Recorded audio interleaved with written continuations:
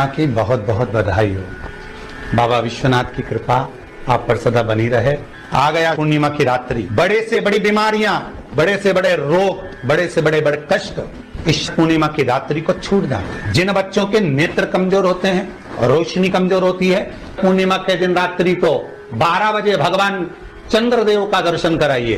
5 से 7 मिनट तक नयन मिलाए चंद्रदेव के साथ, और बाद में एक पीपल के पत्ते पर खीर जो चंद्र के नीचे रखी हुई है, उसी खीर को चटा दीजिए। फिर चंद्र का दर्शन कराओ, फिर खीर को चटा दीजिए। महाराज, नयन की ज्योति बढ़ती है। नींद नहीं आती तो निंद्रा देवी प्रवेश करती है, निंद्रा अच्छी आती है, आनंदित हो। महाराज, जिस व्यक्ति के शरीर में गांठ पड़ जाती हो, शरीर काला पड़ जाता हो, चट्टे पड़ जाते हो, या दांत खाज खुजली हो जाता हो, उसके लिए भी पूर्णिमा की रात्रि को 12 बजे महाराज भगवान चंद्रदेव के लिए 21 दिए जलाए जाते हैं। उस 21 दिए की कालोच एक थाली में इकट्ठी करी जाती है। कालोच को इकट्ठी कर शरीर में गाय के घी के साथ में जहां जहां जगह पर चट्टे हैं, गांठ है, वहां लगाया जाता है। उसको 5 या 7 दिन लगाइए।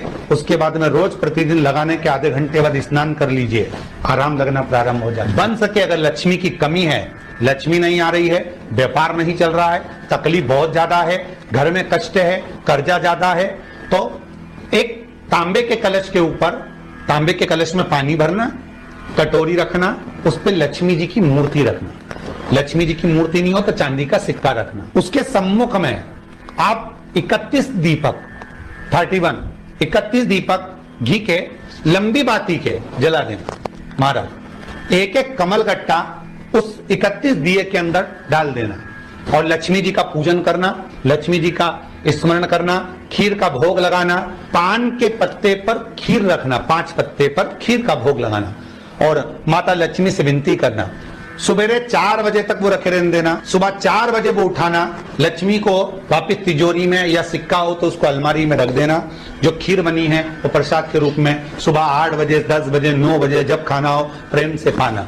माता, जो दिए लगाए हैं वो ठंडे हो गए होंगे, उनको रखे रहने देना, बाद में काम आते रहेंगे, या दिए विसर्जन करना हो तो आपकी मर्जी। पर वो मट्टी के दिए लगेंगे, आटे के दिए नहीं लगेंगे, मट्टी के दीप लगाना है आपको। 31 घी के दिए लगाना है। लक्ष्मी जी का पूजन करो, कंकु, चावल, हल्दी, मोली से, सब तरह से। पूर्णिमा की रात्रि को सुख मिलेगा, आनंद मिलेगा, लक्ष्मी की वृद्धि होगी, कार्य सिद्धि होगी। दूसरा क्रम, अगर पूर्णिमा के दिन आप शाम को प्रदोष काल के समय 4:30 बजे से 6 बजे के बीच में 1 लोटा पानी, उसमें 5 बेलपत्र रखकर, 1 कमल गट्टा डालकर भगवान चंद्रेश्वर महादेव के नाम से भगवान शंकर को चढ़ा दीजिए। आपकी जो कामना हो वो कामना कर चढ़ा, विनती करें चंद्रेश्वर महादेव को, और निवेदन करें कि हमारा ये कार्य सफल हो। केवल पूर्णिमा के दिन चढ़ाइए। जो बच्चे का दिमाग एकाग्र चित्त नहीं हो पाता है, पढ़ाई में मन नहीं लग पाता, या बच्चा स्थिर नहीं रह पाता, डोलता रहता है, मन भटकता रहता है, तो उसको भी पूर्णिमा का चंद्र रुद्राक्ष के छिद्र में से रात्रि के समय पर उस छिद्र में से रुद्राक्ष के पूर्णिमा का चंद्र दिखाया जाता है, मात्र एकाग्र की चित्तता के लिए, उस बिंदु की चित्त वृत्ति को। शास्त्र कहता है, शिव महापुराण की कथा कहती है, जो बच्चा माइंड से विकलांग हो, जो बच्चा अपनी बुद्धि और विवेक से काम नहीं कर पा रहा, जो बच्चा एक परीक्षा में बार-बार देख रहा है, फेल हो रहा है, पास नहीं हो रहा, अगर 3 महीने गाय अपने बछड़े को दूध पिलाए, और वो दूध पिलाते समय जो फेन निकलता है, उस फेन को चम्मच में लेकर उस बच्चे को पिला दिया जाए, तो बच्चे की बुद्धि का विकास प्रबल हो जाता है। बुद्धि का विकास नहीं हो रहा, उसको वो फेन पिलाकर एग्जाम के लिए भेज दीजिए। उसका बड़ा महत्व है। गौ माता अपने बछड़े को दूध पिलाए, और उस बछड़ा दूध पीते समय जो फेन निकले, उस फेन का बड़ा, उसकी बड़ी महत्वता का वर्णन किया।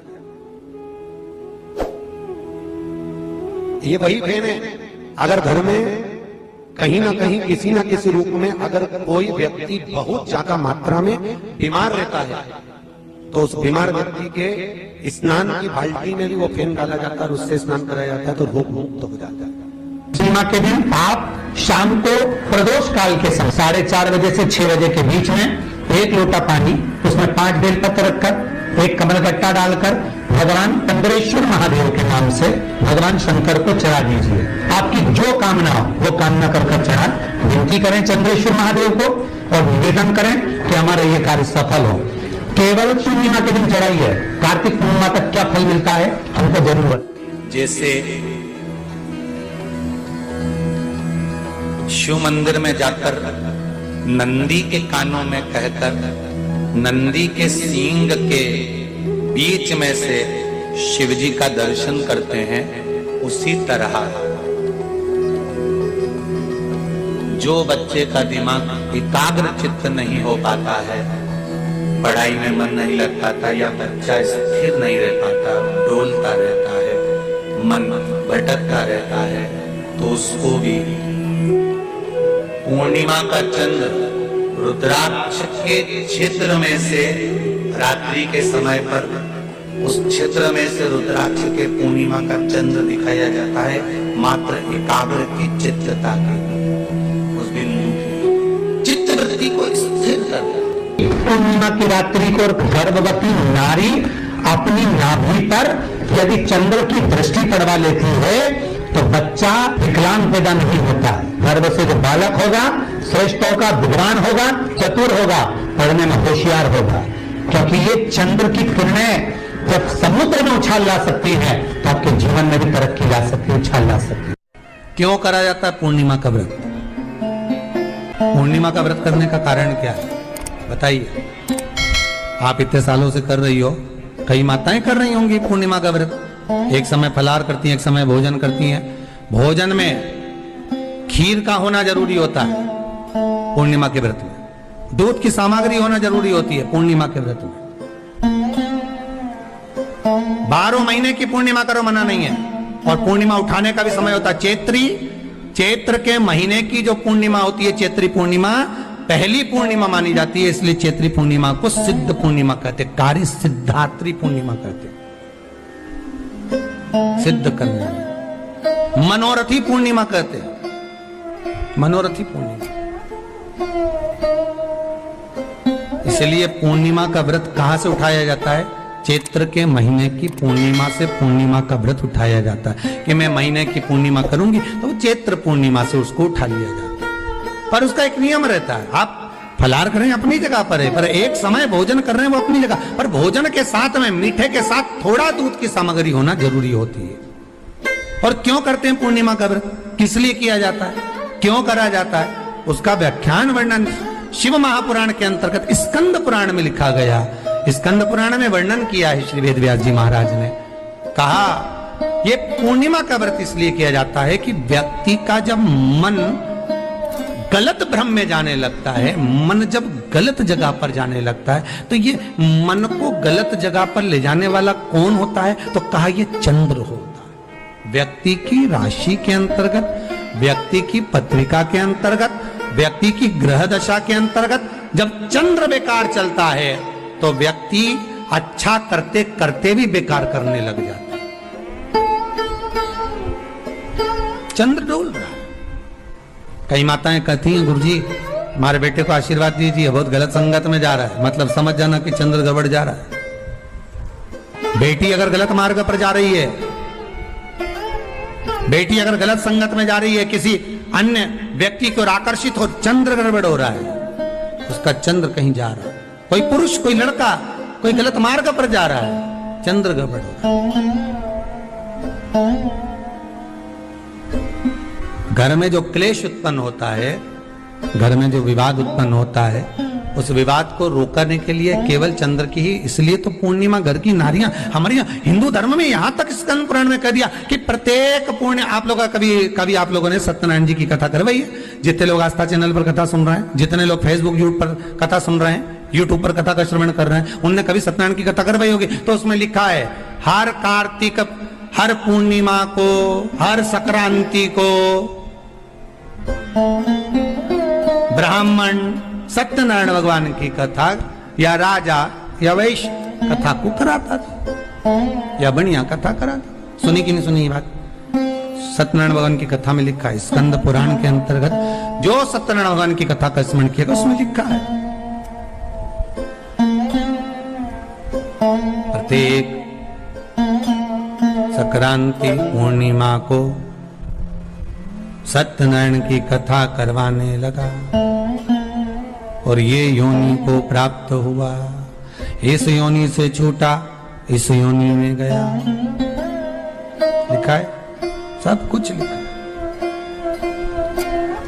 अब उत्ते से समझ जाओ कि पूर्णिमा को सत्यनारायण की कथा करने का बोला, तो पूर्णिमा को सत्यनारायण की कथा का क्यों बोला? वैसे तो रोज कराओ सत्यनारायण जी की कथा, प्रतिदिन कराओ, मना नहीं है। आप क्या कोई विशेष फंक्शन है आप सत्यनारायण जी की कथा करवा, पर पूर्णिमा संक्रांति को और संक्रांति को पूर्णिमा को सत्यनारायण की कथा का स्मरण क्यों करवाया गया? क्योंकि पूर्णिमा के दिन अगर ये भगवान का व्रत रख लेगी, पूर्णिमा के दिन अगर ये खीर का प्रसाद बना लेगी, थोड़ा सा दूध की कोई सामग्री बना लेगी और भगवान को भोग लगा देगी, भले सत्यनारायण भगवान के भाव से बनाए, भले सत्यनारायण जी के निमित्तार्थ बनाए, पर अगर इसने सत्यनारायण भगवान के निमित्त से बना, पर पूर्णिमा के दिन अगर ये व्रत रखेगी, उपवास रखेगी या कोई सामग्री बनाकर भगवान की पूजन कर लेगी, तो इसके घर में जो अशांति है वो शांति में बदल जाएगी। इसलिए कई घरों में आज भी सत्यनारायण भगवान की पूजन हर पूर्णिमा को करती है। माता किताब लेके बैठ जाती है, तुरंत उन्हें ऑफिस जाना है, कहीं काम पे जाना, और तुरंत उसने जल्दी जल्दी कलश रखा, कलश नहीं भी रखे तो भगवान की पूजन कर कुरा के ब्राह्मण देवता को बुला लेगी, ब्राह्मण नहीं आएंगे तो खुद कर लेगी, पर करती जरूर है। इतना सा आटा सेक लेगी, पंजेरी बनाई, सीरा बनाई, मिठाई रख दो, कुछ भी करेगी पर सत्यनारायण की कथा कर लेगी। उसका मन लग गया उसमें, मतलब पूर्णिमा को करना है, उसको करने से क्या होता है? शांति रहती,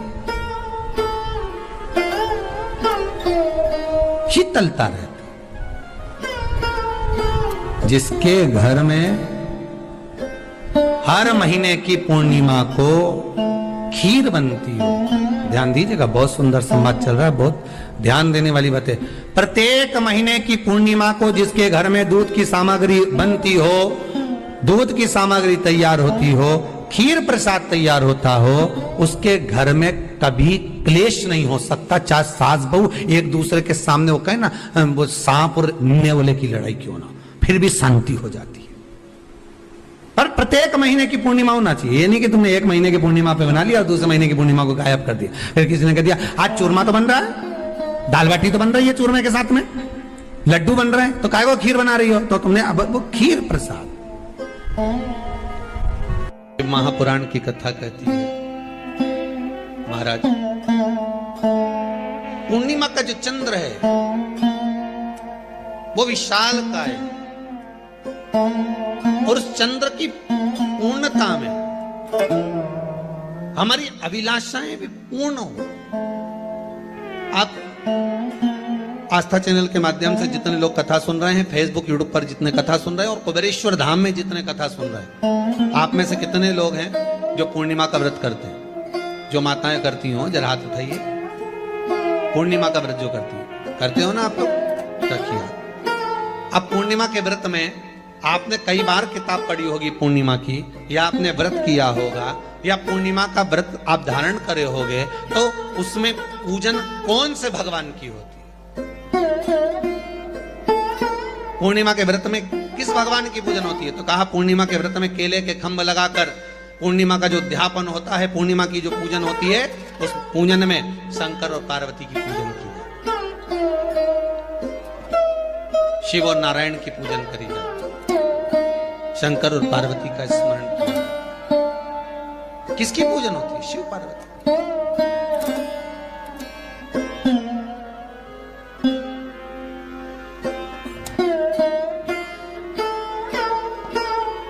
क्यों शंकर और पार्वती का पूजन क्यों करा जाता है पूर्णिमा के व्रत में? क्योंकि शिव और माता पार्वती ही केवल एक ऐसे हैं जिन्होंने अपूर्ण लक्ष्मी को भी पूर्ण बना दिया था। किसको पूर्ण बनाया है? लक्ष्मी।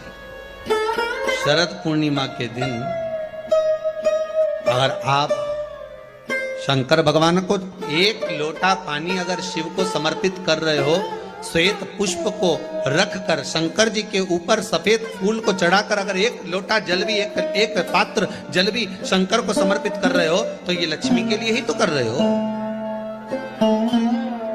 और कौन सी लक्ष्मी? पूर्ण लक्ष्मी, पूर्ण लक्ष्मी। आपको पहले भी कथा में कहा, एक बार भगवान विष्णु के सामने लक्ष्मी मैया ने बहुत तेज स्वर में कह दिया था, नारायण, दुनिया के लोग आपका नाम जपते हैं, दुनिया के लोग नारायण नारायण कहते हैं, दुनिया के लोग आपका भजन करते हैं, पर सत्य मायने में कहूं ना तो मेरे बिना दुनिया के लोगों की नहीं चल सकती, मेरे बिना दुनिया नहीं चल सकती, संसार मेरे बिना नहीं चल सकता। भगवान विष्णु ने कहा, ये तो गलत है लक्ष्मी आपका कहना। एक दिन लक्ष्मी को अहंकार आ गया, अहंकार के संबोधन जब माता लक्ष्मी करने लगी तो भगवान उसी समय पर भगवान विष्णु को क्रोध आ गया और भगवान विष्णु ने कह दिया, लक्ष्मी तो इतनी बड़ी बड़ी बात कहती है कि तेरे बिना नहीं रह सकती संसार। मैं तुझे कहता हूं लक्ष्मी, तू अपूर्ण है, तू अपूर्ण है, तू पूर्ण कब हो गई?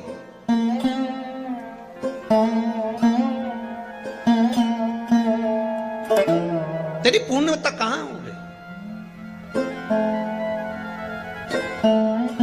लक्ष्मी की आंख से आंसू बहने लगे। आज आपने मुझे अपूर्ण कहा, आपको मालूम है आप मुझे अपूर्ण कह रहे हो? आपको ये ज्ञात हो रहा है आप मुझे अपूर्ण कह रहे हो? भगवान कहते हैं, हाँ लक्ष्मी, मैंने तुझे अपूर्ण कहा। अपूर्णता का मतलब आप जानते हो ना? भगवान कहते हैं, लक्ष्मी मैं सब जानता हूं। लक्ष्मी रोती हुई माता सरस्वती के पास पहुंच गई। सरस्वती ने पूछा, क्या बात है लक्ष्मी, क्यों रो रही हो? लक्ष्मी जी ने कहा, क्या बताऊं सखी, मेरे पति ने आज मुझे अपूर्ण कह दिया। तो क्यों रो रही है तू? अपूर्ण अगर कह दिया, पति ने ही तो कहा है ना, तो क्यों रोना? चल मेरे साथ। और सरस्वती मैया माता लक्ष्मी को लेकर सीधे पहुंच गई माता पार्वती के यहाँ। माता पार्वती के यहाँ जब पहुंचे, माता पार्वती ने लक्ष्मी जी को देखा और सरस्वती को देखा तो पूछा कि बात क्या है, क्या हो गया ऐसा, क्या हुआ, क्या है ऐसा जो तुम दोनों आज मेरे पास में आई? क्या हुआ? पार्वती जी कुछ बोलती, शिव जी का ध्यान माता सरस्वती की ओर और लक्ष्मी की ओर गया और भगवान शंकर जान गए कि आज भगवान नारायण ने लक्ष्मी जी को अपूर्ण कहा है। अब देखें माता पार्वती क्या कर सकती है, इसको पूर्ण बनाने के लिए करेगी क्या? क्या हुआ? माता सरस्वती जी बोली, लक्ष्मी को अपूर्ण कह दिया। अपूर्ण कह दिया? हाँ, तो क्या सोचना उसके लिए, इसको मैं अभी पूर्ण बना देती हूं। माता जगत जननी पार्वती ने गोदी में विराजमान गणेश जी को उठाया और उठाकर लक्ष्मी जी की गोद में दे दिया। ले लक्ष्मी, आज से तो पूर्ण हो गई। लक्ष्मी आज से तो पूर्ण। गोदी में जब तक संतान नहीं है तो नारी को लोग अपूर्ण समझते हैं, पर माता पार्वती जी ने संपूर्ण ब्रह्मांड में एक सिद्धता प्रदान कर दी कि अपने गोदी के लाल को, अपने गोदी के पुत्र को माता ने लक्ष्मी की गोद में देकर लक्ष्मी को पूर्ण बना। वो दिन कौन सा था? यही शरद पूर्णिमा का दिन था। कौन सा दिन? आवाज पकड़ हुआ। यही शरद पूर्णिमा का दिन था। शरद पूर्णिमा का दिन लक्ष्मी को पूर्ण करने का दिन।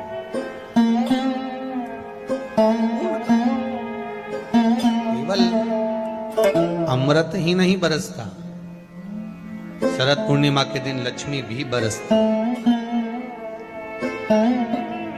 लक्ष्मी पूर्णिमा के कितने व्रत होते हैं? बोलते जाओ, जरा जल्दी जल्दी बोलो। पूर्णिमा के नारियों को, स्त्रियों को अखंड सौभाग्य के लिए, जो नारी वैधव्य नहीं होना चाहती है उस नारी को पूर्णिमा के कितने व्रत करना चाहिए। जिस नारी के यहाँ संतान नहीं हो, भगवान कृष्ण ने माता यशोदा को द्वापर में भी बताया है एक पूर्णिमा के 32 व्रत होते हैं। कितने व्रत होते हैं? 32।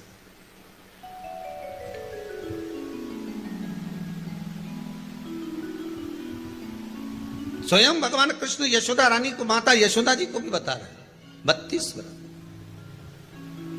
अब आपको किसी ने बता दिया होगा कि 8 कर लो, 7 कर लो, 6 कर लो, 12 कर लो, इसलिए आपने बोला कि 12 कर लीजिए, 32 कर लीजिए। अरे यहां तो द्वापर की कथा भी कहती है। यशोदा जी ने एक बार भगवान कृष्ण को रोक कर कह दिया, ए कन्हैया रुको। कन्हैया बोले, बोलो मां क्या बात है?